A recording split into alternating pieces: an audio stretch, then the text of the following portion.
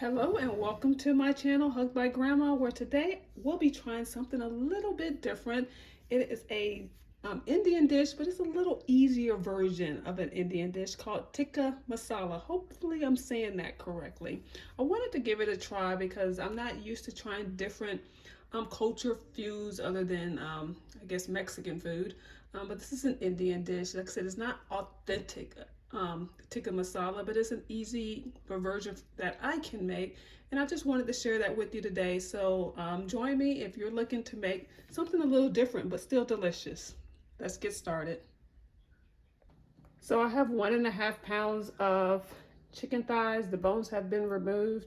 I'm going to cut them into chunks before actually washing them. Cut them into 1-inch chunks.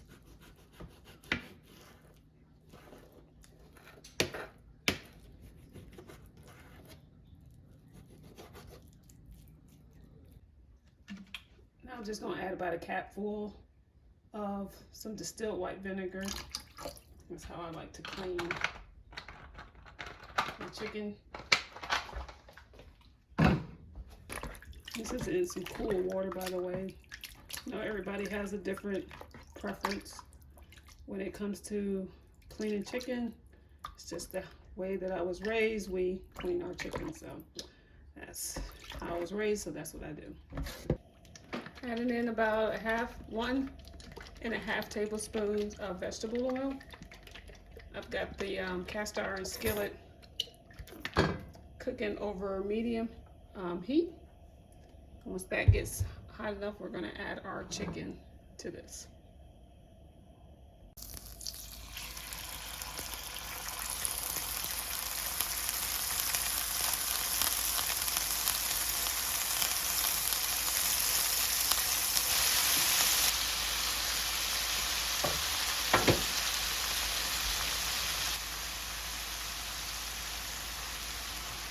Also adding in some diced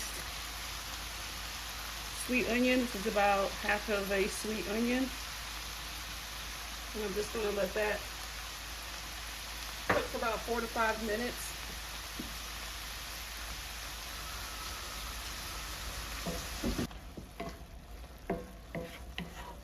We still got a few minutes left.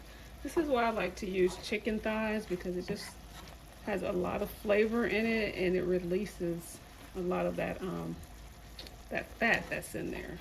So it just kind of gives an extra flavor to really any dish that you're making when you're using chicken thighs. All right, so now I'm adding in 3 tablespoons of tomato paste,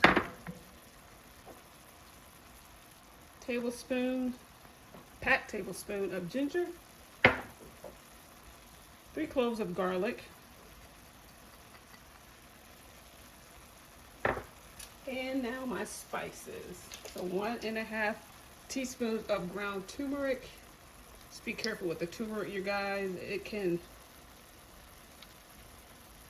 stain some stuff, so just be careful with if you got light counters or anything. I still got yellow stains from this stuff.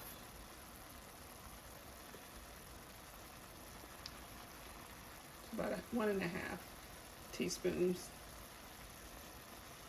ground turmeric.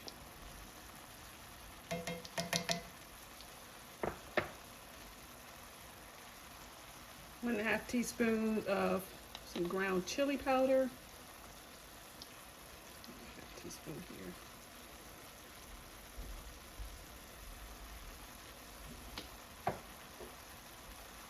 And 1.5 teaspoon of some garam masala blend.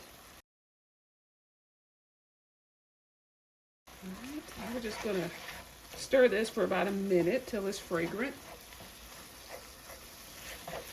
Look at that. Look at that beautiful color. I don't know what it is. Maybe it's the turmeric or the garam masala. Hopefully I'm saying that correctly. It just has a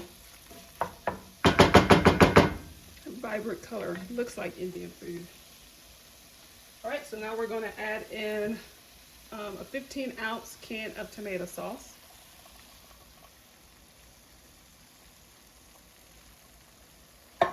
and 1 cup of chicken broth.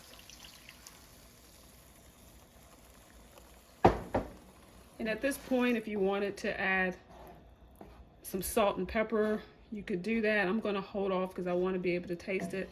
I did season the chicken. I know I didn't show a clip of me doing that, but I did season the chicken with just some salt and pepper. I also have the recipe listed below in the description. But I'm just going to hold off on the salt and pepper for a minute because I do want to give it a taste. I want to make sure you know how much is needed. So we're going to turn the temperature up a little bit more from medium to medium high because we want to let this boil, or let it boil, or bring it to a boil. And then we're going to reduce the heat, and then we're going to let this simmer for 10 minutes.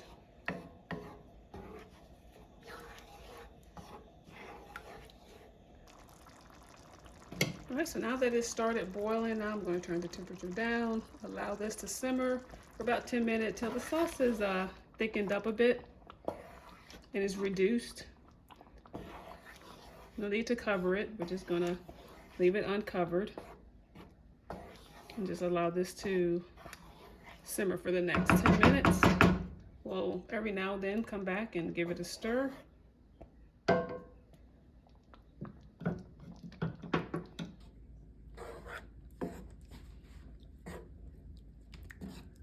So I did give this a taste, and the salt is not needed, but I am going to add some additional pepper.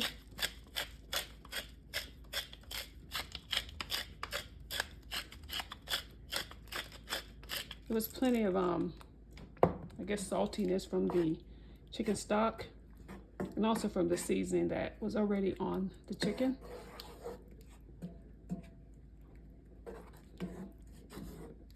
All right, so this is thickened up a bit. It's been simmering for a little over 10 minutes now. So I'm going to add in half a cup of some heavy whipping cream.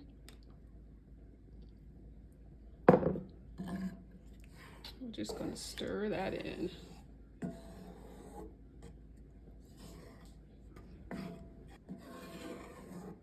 So I'm going to turn this all the way down to low because I don't want this to cook any further, but I do want this to be nice and warm till the bread and the rice is done.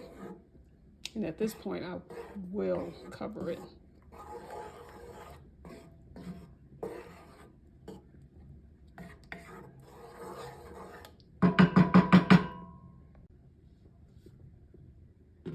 And I'm just gonna let that stay warm. I got it as low as it can go while I work on the rice and my bread.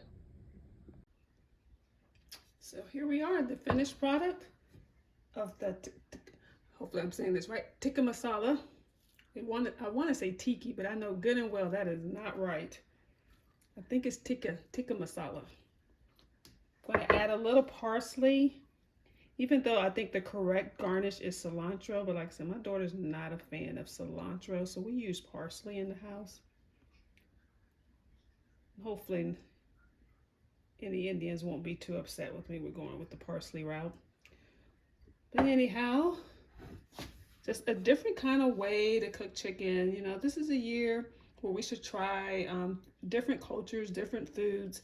Like I said, this right here is one of the few foods that I like that is an Indian food. I'm not a huge fan of the spices, but this tikka masala is just really good. It is packed with a lot of flavors that I do like the ginger and the obviously garlic. I like the garlic a lot. The turmeric. So this was just a combination of flavors that I really do enjoy. And I'm having it with a piece of the naan bread. Is it naan or naan? I think it's naan. But having it with the naan bread, which is really easy to make, you guys. So, but again, just thanks so much for joining me on my channel, Hugged by Grandma. Give me a thumbs up if you really enjoyed this. I enjoyed making it, so hopefully you enjoyed watching me make it. It really is good. Give it a try. You don't have to try my recipe if you want to try it more authentic. I'm sure there's someone on YouTube who makes it authentic, but at least I gave you the idea to go out there and give it a try. So again, thanks so much for joining me on my channel, Hugged by Grandma, and I look forward to seeing you next time. Thanks. Bye-bye.